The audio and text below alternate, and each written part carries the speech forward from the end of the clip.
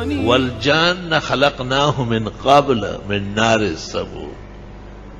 جنات آدم علیہ السلام سے پہلے پیدا ہوئے اور وہ آگ کے شعلے سے پیدا ہوئے اور آگ کے اس حصے سے ہیں جو جل کر راکھ ہوتا ہے. جو کسی چیز کو جلا دے تو وہ سیاہ ہو جاتا ہے، اس لیے جنات اکثر بدشکل ہوتے ہیں. اور چونکہ آگ آتشی مادہ ہے تو شرارت کرنے میں بھی بہت آگے ہے. امام ابو حنیفہ نے جنات کا عمل اور جنات سے سروکار اور جنات کے ساتھ نکاح منع فرمایا ہے. میں نے کہا آپ کے کنٹرول میں ہے نہیں وہ.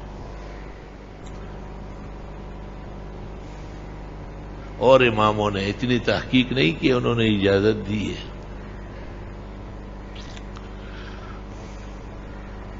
ایک بزرگ کا میں مہمان ہوا تھا، وہ بیٹوں سے باتیں کر رہا تھا کہ داراڑی وغیرہ ورشہ کا گارڈین کباب راڑی. تو میں نے کہا حضرت کوئی ہے نہیں کہ نہیں وہ لڑکے ہیں نا میرے وہ جنیہ سے جو ہے. جی پیارا ہی بچی تھی کہ نا ٹول ولاڑ دی وہ نظر نہیں آتے، میں جانتا ہوں انہیں. تو انہوں نے کہا کہ 5 میرے جیسے ہیں وہ سب کو نظر آ رہا ہے، 5 ماں پر گئے ہیں وہ نظر نہیں آ رہے. اب چند لمحے نہیں گزرے تھے سب چیزیں لگ گئی. لا الہ الا اللہ. ایک طالب علم کے اوپر ایک جنی عاشق ہو گئی تھی اور اس کو شادی کے لیے تیار کیا. طالب بھی بڑا خوش تھا، اے ماموتا و بیادی موتا. ایک بہت بڑے فقیہ اور مفتی اعظم نے فتویٰ لکھا کہ یہ نکاح نہیں منعقد ہوگا. امام ابو حنیفہ نے منع کیا ہے. طالب بھی استاد سے مجبور تھا. تو وہ جب سو گئے تو ان کے اوپر مٹھائی کے ڈبے رکھ دیے.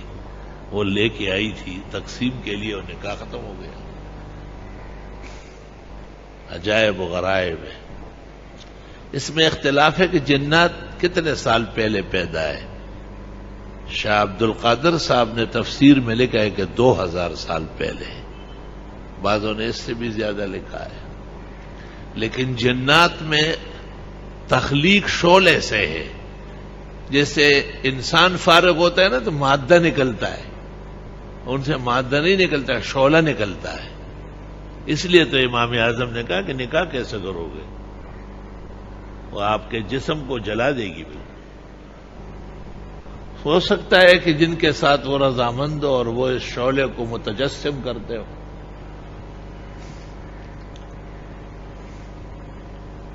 اور بہت زیادہ فریب اور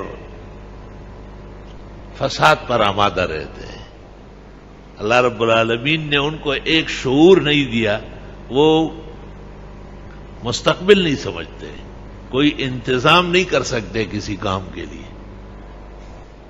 ویسے آپ کہے کہ یہ عمارت اٹھا لے تو اٹھا لیں گے، اور ان کے لیے بند دیوار بھی رکاوٹ نہیں ہے. رکاوٹ ان کے لیے اعوذ باللہ ہے، لا حول ولا قوت الا باللہ آیت الکرسی ہے.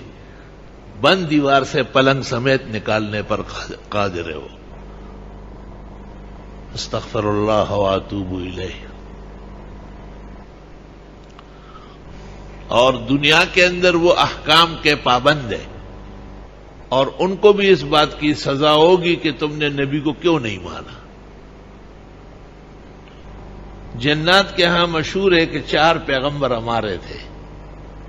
ایک آدم علیہ السلام، دوسرے حضرت نوح، تیسرے ابراہیم اور چوتھے حضرت سلیمان. حضرت سلیمان سے بہت زیادہ خوفزدہ ہے، اس نے صحیح معنوں میں اپنی طاقت لڑائی تھی ان پر. سلیمان علیہ السلام کو اللہ نے ایسی ہیبتناک شکل دی تھی کہ ان کے چہرے مبارک پر بڑے بڑے بال تھے، ایسے پڑے رہتے. جب غصے ہو جاتے کیا تو اب بال ایسے کھڑے ہو جاتے تھے. جنات پور پور پور منڈے ہوئے والے.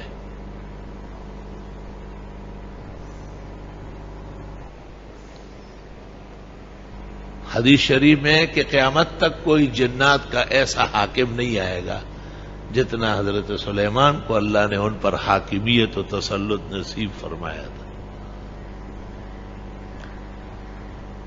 حقیقت میں تمام انبیاء اور مرسلین کی تعلیم جس طرح انسانوں کو ہے جنات کو بھی ہے. یا معشر الجن والانس، ایک جنات اور انسانوں کی ٹولی. تو خطاب ہی ان کو باقاعدہ انسانوں کے ساتھ ہو رہا ہے. آدم علیہ السلام جب اللہ تعالیٰ نے ارادہ فرمایا کہ نظام عدل نافذ ہو تو حضرت آدم علیہ السلام کی تخلیق ہوئی، اور ایسی شان و شوکت سے ہوئی کہ قیامت تک جہاں جہاں انسان آباد ہونے والا تھا ان کے ذرات آدم میں ڈالے گئے، اور ان کی اولاد قیامت تک وہاں پہنچے گی.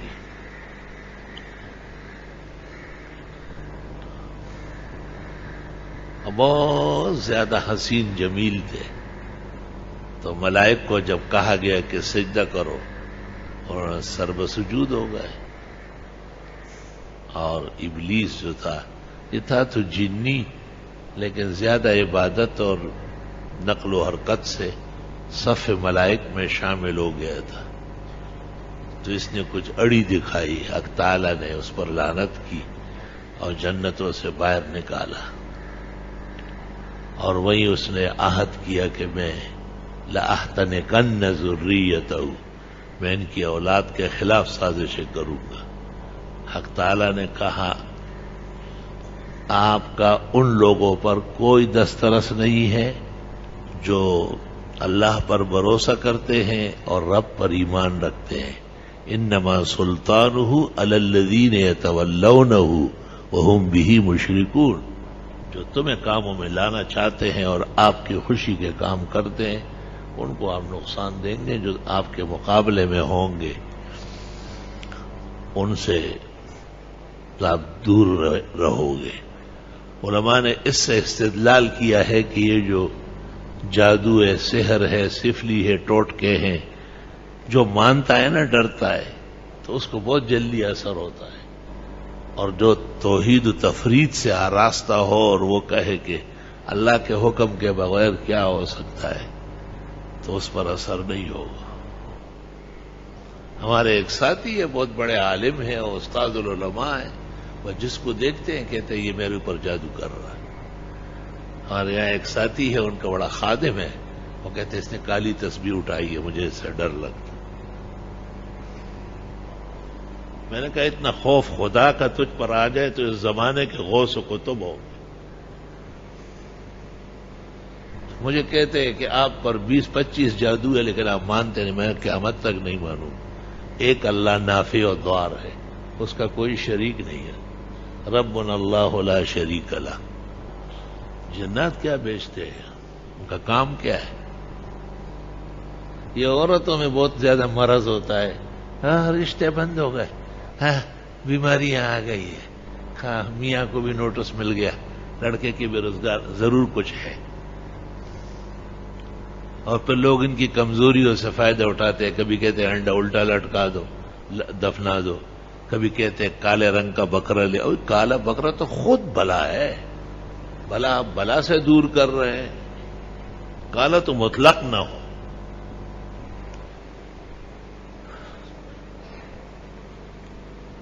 ایسا جادوگر و ساحر جس کے تعویذات سے لوگوں کی زندگی اوپر نیچے، کتنا قابل آدمی ہوگا وہ. تو 2 لاکھ اور 10 لاکھ سے کم فیس نہیں دے گا. یہ جو عام جو ہے نا چمیڑ خور بازاروں میں بیٹھے ہوئے، یہ ٹکا چار لٹیرے، یہ خود کچھ نہیں جانتے، اپنے آپ کو نہیں چھوڑا سکتے. یہ دوسروں کو کیا تعویذ کریں گے اور جادو کریں گے. سب فضول باتیں، افوات، ایمان کی کمزوریاں ہیں. اللہ اپنے